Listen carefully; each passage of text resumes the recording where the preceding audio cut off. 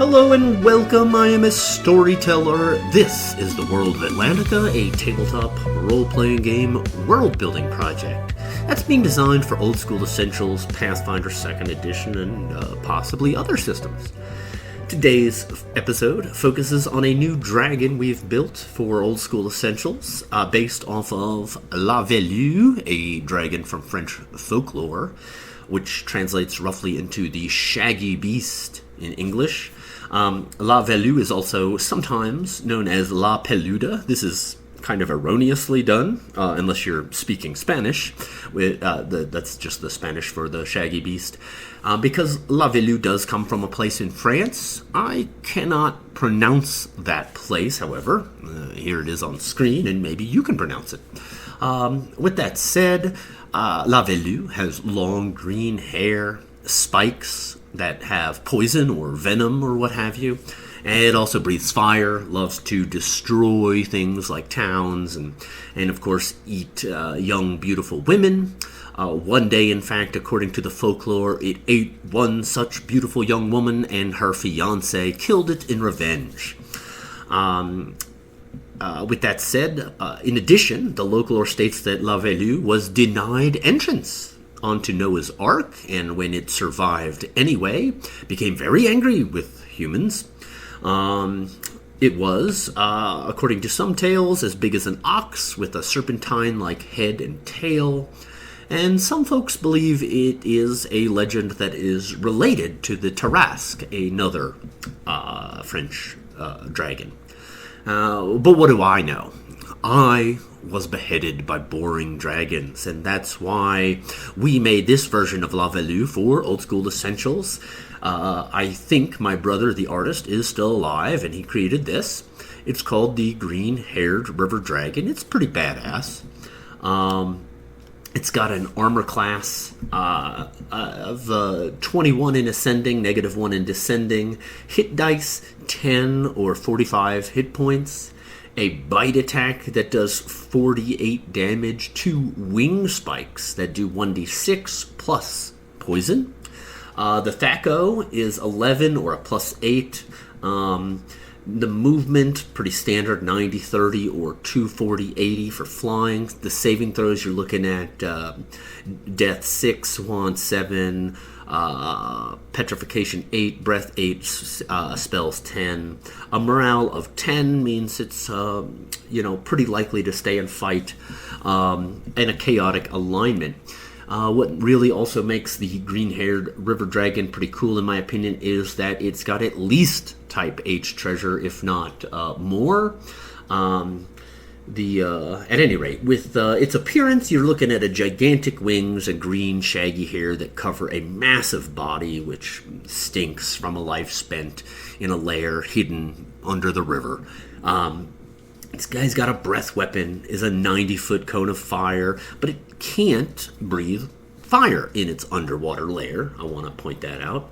But with the poison in the spikes of its wings, a successful wing attack means that the recipient must make a saving throw versus poison, or else take an additional 25 points of poison damage from the attack. The Green-Haired River Dragons live alone or in small groups. In addition, they generally tend to live closer to humanoid settlements than many other dragons. It's nearly impossible for most heroes to attack or raid the Green-Haired River Dragon's lair, since it's underwater. And as a result, the Green-Haired River Dragons often have a tendency of exacting great tribute from local communities.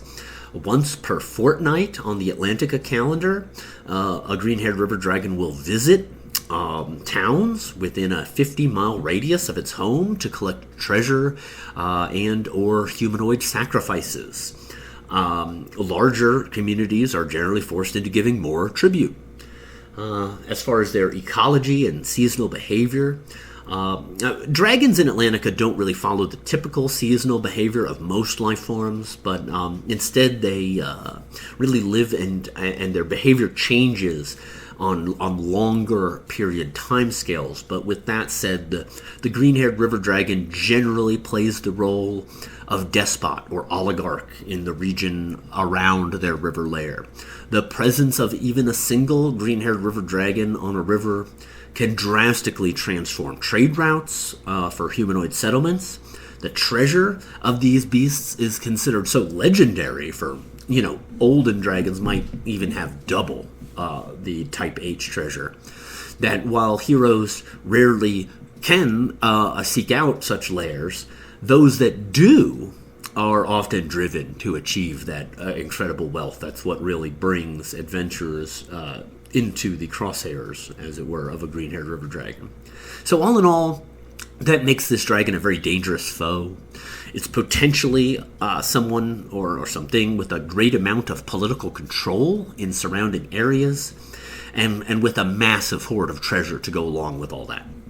And if you play Old School Essentials with the rule that gold is experience, then the green-haired river dragon might be just what could drive your players into a grand adventure, even a campaign set around attempting to get that treasure. Since the green-haired river dragon has a unique lair, it's underwater, that gives it a unique weakness in that it can't use its breath weapon underwater. However, that poison that's in the wing spikes proves it's still quite deadly. A green-haired river dragon as an encounter, or as the focal point of an adventure, really rewards parties that make good plans, or at least lucky plans. Anyway, with all that said, if you would like a copy of the stat block of the green-haired river dragon, or as well as stat blocks for other monsters, maps, NPCs, excuse me, I have the hiccups, and playable classes, just for now you can check out the World of Atlantica Discord link. Once we do have enough content up, we'll edit all that together to make a little supplement, and we'll put up a link to that in the videos, probably as a pay-as-you-want on Drive-Thru-RPG. But anyway, we've got a lot more coming up in the future, so like and subscribe for more content just like this. And until next time, peace!